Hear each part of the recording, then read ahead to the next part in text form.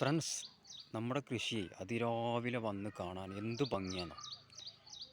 ഇത് കണ്ടോ, നമ്മുടെ ചൈനീസ് കേബേജ്, അതുപോലെ ഈ കോളിഫ്ലവറൊക്കെ കാണാനേ നല്ല ഭംഗിയാണ്.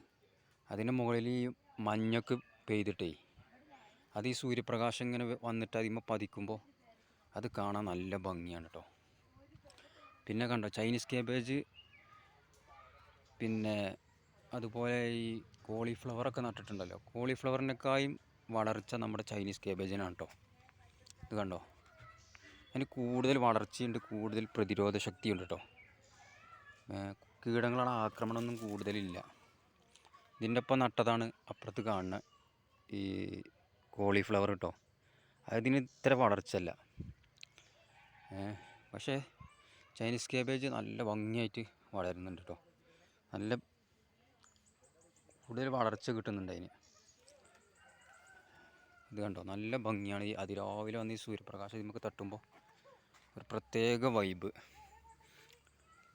കണ്ടോ. പിന്നെ നമ്മളെ സാധാ കേബേജ് ഏകദേശം പിന്നെ ഒക്കെ കേബേജിൻ്റെ ആ ഒരു രൂപത്തേക്ക് എത്തിയിട്ടുണ്ട് കേട്ടോ.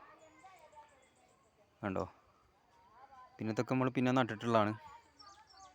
നമ്മളെ കോളിഫ്ലവർ ഉണ്ട് ഇതിൽ, അതുപോലെ ബ്രോക്കോളി ഉണ്ട്. ഇത് കണ്ടോ, അടിപൊളിയായിട്ടുണ്ട്. അതുപോലെ നമ്മുടെ ക്യാരറ്റ് ഉണ്ടോ, നന്നായിട്ട് വളർന്നിട്ടുണ്ട് കേട്ടോ. ക്യാരറ്റ് കാണാൻ തന്നെ ഭംഗിയാണ്. ഇത് ഞാൻ ആദ്യമായിട്ടാണ് ഇത് കൃഷി ചെയ്യേണ്ടത്. ഇത് ഉണ്ടാവുമെന്ന് എനിക്കറിയില്ല. ഇപ്പോഴത്തെ വളർച്ച കണ്ട കുഴപ്പമില്ല. കണ്ടോ, നന്നായിട്ട് വളരുന്നുണ്ട്. കണ്ടോ,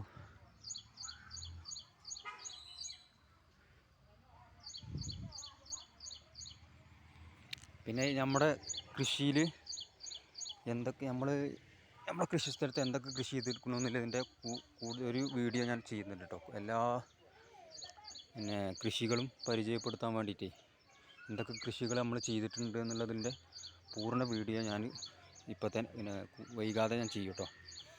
അപ്പോൾ എല്ലാവരും കാണണം.